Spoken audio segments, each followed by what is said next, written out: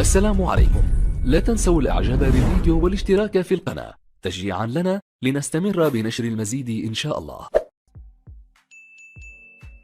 السلام عليكم ورحمة الله وبركاته. أهلا بكم مع موعد مباراة الزمالك اليوم مع حرس الحدود في الدوري المصري الممتاز والقنوات الناقلة والتشكيل المتوقع لفريق الزمالك في مباراة اليوم، وإليكم تفاصيل هذه المباراة ولكن بعد هذا الفاصل.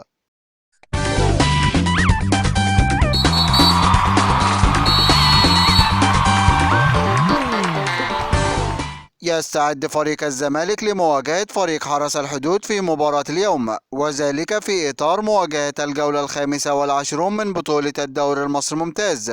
وقد انتهت مباراة الدور الأول بين الفريقين بفوز فريق الزمالك على فريق حرس الحدود بنتيجة 4 أهداف مقابل لا شيء، ويحتل فريق الزمالك المركز الرابع في جدول ترتيب الدوري المصري برصيد 36 نقطة من 22 مباراة. فاز في 10 مباريات وتعادل في 6 مباريات وهزم في 6 مباريات، ليكون الفارق 11 نقطة بينه وبين فريق الأهلي متصدر جدول الترتيب برصيد 47 نقطة، بينما يحتل فريق حرس الحدود المركز الثامن عشر والأخير في جدول ترتيب الدوري المصري برصيد 16 نقطة من 22 مباراة. فاز في 3 مباريات وتعادل في 7 مباريات وهزم في 12 مباراة، ليكون الفارق 20 نقطة بينه وبين فريق الزمالك. ويسعى فريق الزمالك بتحقيق الفوز في هذه المباراة من أجل تقليل فارق النقاط بينه وبين أقرب المنافسين، وذلك بعد فوزه في الجولة السابقة على فريق البنك الأهلي بنتيجة هدف مقابل لا شيء. وسوف تنطلق هذه المباراة اليوم الخميس الموافق 13 إبريل 2023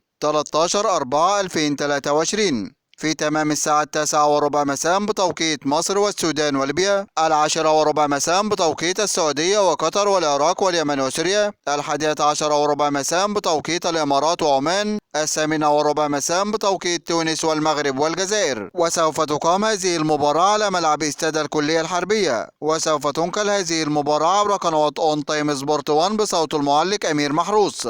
وإليكم الآن التشكيل المتوقع لفريق الزمالك في مباراة اليوم. في حراسة المرمى محمد صبحي، وفي خط الدفاع محمود حمدي الونشة ومحمد عبد الغني وحسام عبد المجيد، وفي خط الوسط أحمد أبو الفتوح وسيف فاروق جعفر ونبيل أحمد دونجا وحمزة المسلوسي، وفي خط الهجوم مصطفى شلبي وأحمد سيد زيزو وناصر منسي. هذا كل ما لدينا عن موعد المباراة، وانتظرونا في موعد مباريات قادمة بإذن الله تعالى، ولا تنسوا دعم الفيديو بلايك والاشتراك في القناة وتوقع نتيجة المباراة في التعليقات أسفل الفيديو. دمتم في أمان الله، والسلام عليكم ورحمة الله وبركاته.